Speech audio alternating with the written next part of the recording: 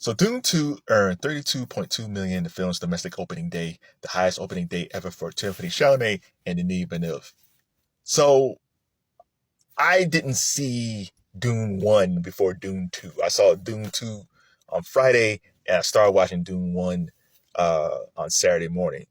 And the reason this happened is that I really wasn't interested in Dune. So what happened was Dune 1 came out in 2021.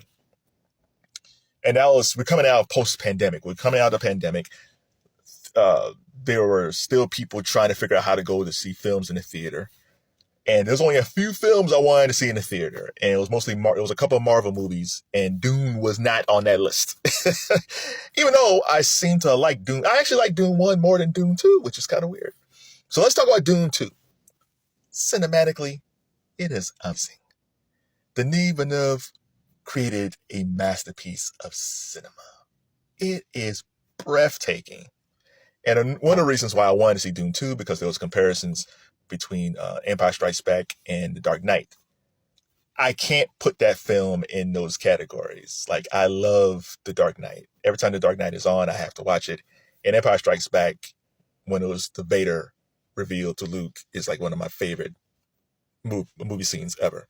However, I get the comparisons. I understand the comparisons. So cinematically, the film is a wonder. Immediately when I was watching the film, I thought about Steven Spielberg. Because the film that inspired Steven Spielberg in cinema was Lawrence of Arabia. Lawrence of Arabia starring Peter O'Toole. Just eye-catchingly beautiful, shot in the desert. And when I was watching Dune 2 with the special effects and the desert shots, I was like, this is the best Steven Spielberg film that he never made. I'm sure when he sees this film, he probably should have said, I should have made Dune. I should have done this film. But I think he scratched that itch with Raiders. So Denis Villeneuve, fantastic. Timothée Chalamet, really, really good. Like sometimes you see actors like, oh, what's the hype about? And it's like, oh, they're okay. Like Chalamet is I think the thing about Chalamet, I think he's an understated, really, really talented actor.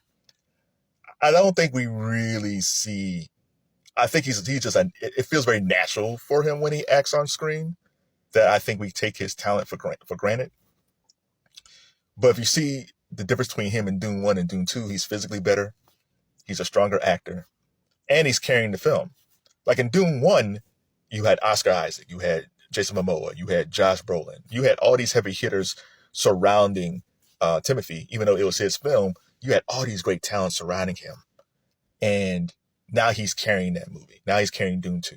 I would love, if I had a chance to interview him, I would like to ask him, what is it like going from a guy that you're observing these fine actors in Dune 1, and now you're the guy. You're carrying this film. You're almost in every shot of not every shot, but you're in the majority of the scenes where before you were in the movie, but now this is clearly your movie. How does that make you feel? Or what was that pressure like? Maybe I get to ask him one day. Who knows? Zendaya was fine. Rebecca Ferguson, amazing. Like this is some type of mom in this movie, because she was already pretty complex in the first film. But like I said before, in the first film, you had Oscar and Jason and Josh Brolin and Skarsgård. And you had all these people in it where she actually had a complex character, but she's even more complex in this movie. So she was excellent. So I'm watching the movie and was going fine. It's like, okay, this is good. It's kind of cool, you know. I really wasn't into it though, but I liked it. But then we get halfway through the movie and Austin Butler shows up. Game over.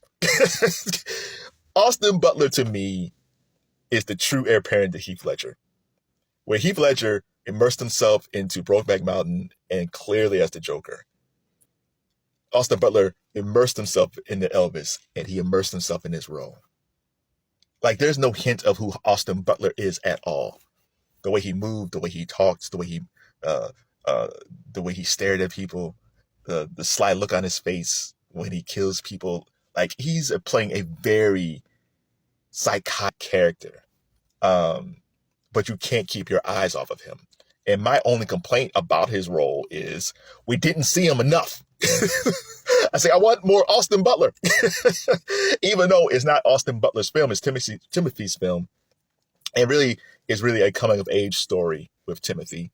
You wanted to see more of Austin Butler in the film. No spoilers. I'm not dropping any spoilers. So I gotta give Dune 3.5 stars because I'm still midway through Dune 1. But I like the story development and the character development in Dune 1. So I'm a slightly better fan of Dune 1 because of just the characters in it. But cinematically, you can't go wrong with Dune 2. The question is, when is Dune Messiah coming out? Because within the film, there were some characters that popped up, or there were some characters that wasn't used a lot that will probably play a significant role in Dune Messiah. But who knows when it's coming out? People already are calling me Unc. I'm old now. I will be a grizzled old man. I'm going to look like Christopher Walken by the time. I'm going to look like Christopher Walken by the time the next Dune comes out. I hope it doesn't take that long. So come on, man. Come on, Denis. Start putting that film together, man. It's already 2024, man. Do I have to wait till 2027? Because the years are getting older on the kid. So come on. We need Dune Messiah. So yeah, so if you're looking for a really good popcorn movie, and it's long, it's almost 3 hours long, check out Dune. You don't have to see the first one because it kind of wraps up some things, but I would advise you if you haven't seen Dune 1 or haven't seen it in a long time, watch Dune 1 and go see Dune 2. But like I said, you don't have to see Dune 2 because Dune 2 is an excellent film on its own.